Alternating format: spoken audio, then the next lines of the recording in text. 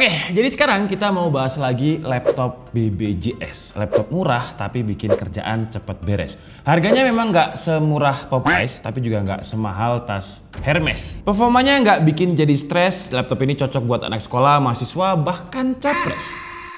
Karena memang untuk harganya dia tergolong laptop yang kenceng dan gampang bikin kita sukses. Ya udahlah ya, nggak usah kebanyakan ngeces. Selamat menonton, yang nempel aja udah netes. Itu tadi pop es kan kena es batu langsung netes ya.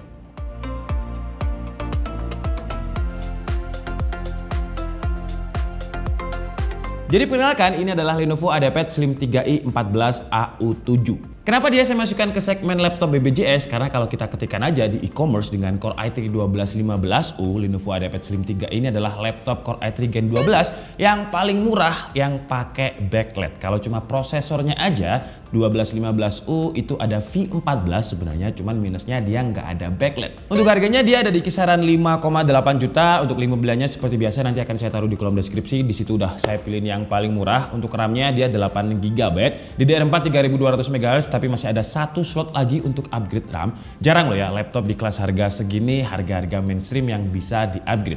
Terus untuk storage-nya dia pakai NVMe Gen 3 256 yang speednya lumayan kenceng untuk sebuah Gen 3, lebih dari 3000 Mbps. Dan kalau misalkan ke depan nanti storage-nya udah penuh, karena emang cuma 256 ya, tenang aja karena masih ada port SATA kosong buat kalian upgrade harddisk ataupun SSD SATA. Tapi SSD SATA aja sih, karena biar lebih kenceng. Kalau harddisk itu malah bikin puasa batal. Buat yang belum tahu spesifikasi si Intel Core i3 1215U atau Gen 12 ini kayak apa, jadi dia punya 6 core dan juga 8 thread. Yang 6 core-nya ini terdiri dari 2 performance core dan juga 4 efficiency core. Turbo boost-nya ada di 4,4 GHz. Gila ya, sekarang Core i3 masih Gen 12 ini, belum Gen 14. Core i3 aja bisa tembus di 4,4 GHz. Zaman saya kuliah dulu, laptop itu harus tebel banget kalau misalkan mau tembus di 4 GHz. Tapi namanya barang murah pasti ada part yang dikompromi atau dipangkas biar racikannya itu murah. Ya ibaratnya kayak kalau misalkan Lenovo itu chef, dia memasak komponennya itu untuk mengatur harganya biar bisa paling murah. Ya pasti ada bumbu-bumbu yang dikurangi. Dan untuk Lenovo IdeaPad Slim 3 ini menurut saya yang dikurangi adalah yang agak lumayan sih ya, yaitu layar. Karena layarnya memang udah Full HD dan dia punya fitur anti glare juga, anti silau. Tapi sayangnya untuk panelnya dia masih pakai panel TN. Itu sayang banget sih.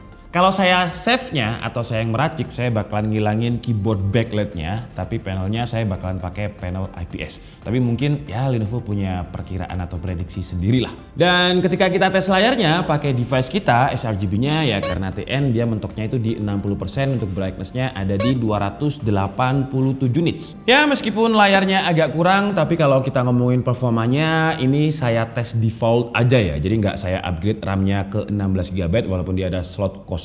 Dan kalau kita gunakan untuk kebutuhan ringan ke medium itu masih oke. Kayak di Cinebench R15 ketika kita coba untuk performa single core-nya itu dia dapat 204 dan untuk multi core-nya itu stabil di kisaran 700 sampai 800 poin. Dan ketika kita tes Cinebench loop sebanyak 10 kali ini untuk CPU package power-nya dia naik dulu di 40 watt terus stabilnya di kisaran 20 watt.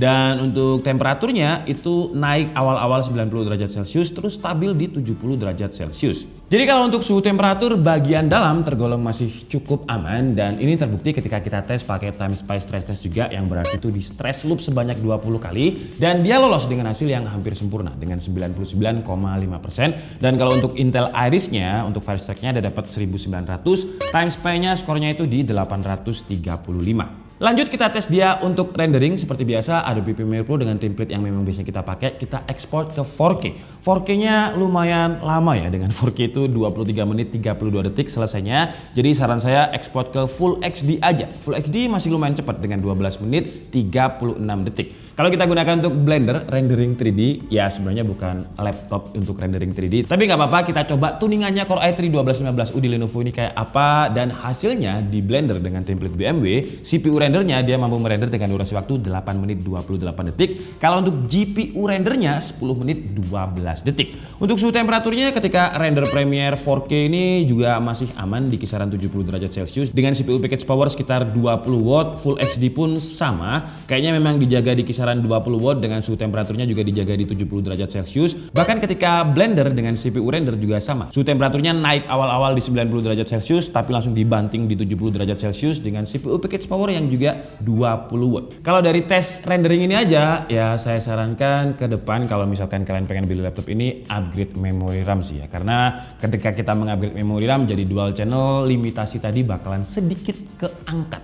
Lanjut kita coba untuk main game. Seperti biasa game casual dulu, Dota 2 resolusi Full HD, grafiknya fastest dan hasilnya dia dapat average FPS itu 50, maksimumnya 55, dropnya di 39 FPS. Angka yang masih playable lah, tapi kalau misalkan bisa upgrade RAM lagi ini bakalan lebih gede lagi sih FPS-nya.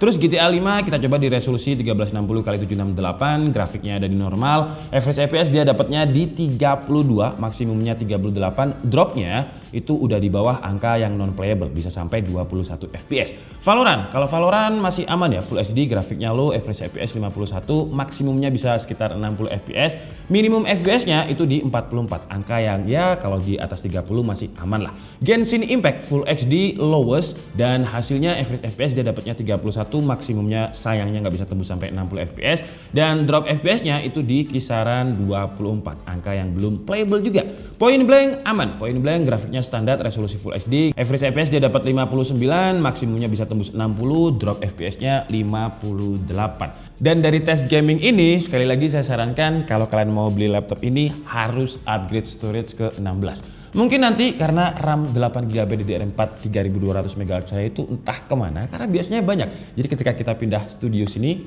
sekarang udah hilang semua.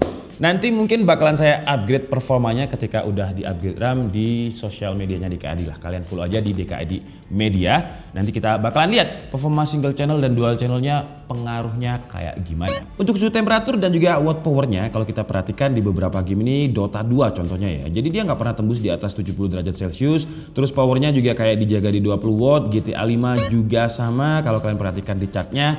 Valorant pun juga sama. Jadi kayak pertama habis dinaikin di atas 20 derajat Celcius dia dibanting lagi di 20 derajat Celcius. Kayaknya memang tuningannya Lenovo ini ketika belum upgrade dual channel dia di limit di 20 watt untuk ngejaga temperaturnya. Karena memang sebenarnya laptop ini ya laptop untuk office, untuk kerja, bukan untuk gaming. Tapi menurut saya sih ya kalau misalkan i3 bisa kuat gaming, kenapa harus di limit? Jadi ya itu tadi upgrade RAM ya. Terus kalau kita gunakan untuk kegiatan office ya aman-aman aja. Contohnya kayak kita mau ekspor file PowerPoint ke 150 slide PDF itu selesai dalam waktu 6,91 detik. Excel untuk randomize data large yang gede banget itu 64,56 detik. Dan ketika udah stress test tadi dan udah lumayan anget kita clear suhu permukaannya. Kalau kita lihat chartnya tadi kan kayak memang dijaga di 20 derajat Celcius ya. Suhu temperatur bagian dalamnya.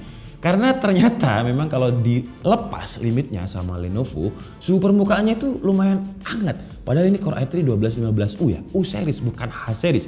Suhu tertingginya itu bisa tembus di 46 derajat Celcius. Kalau tombol-tombol WASD, tombol-tombol yang biasanya sering kita pakai, itu masih aman di 42,9 derajat Celcius. Kalau dari segi performa tadi, seperti yang saya bilang, kalau untuk kegiatan ringan ke medium dengan RAM single channel 8GB-nya ini masih oke. Dan kalau soal desain, ya desainnya masih signaturenya Lenovo, entah itu Lenovo IdeaPad atau Yoga, signaturnya ya kayak gitu.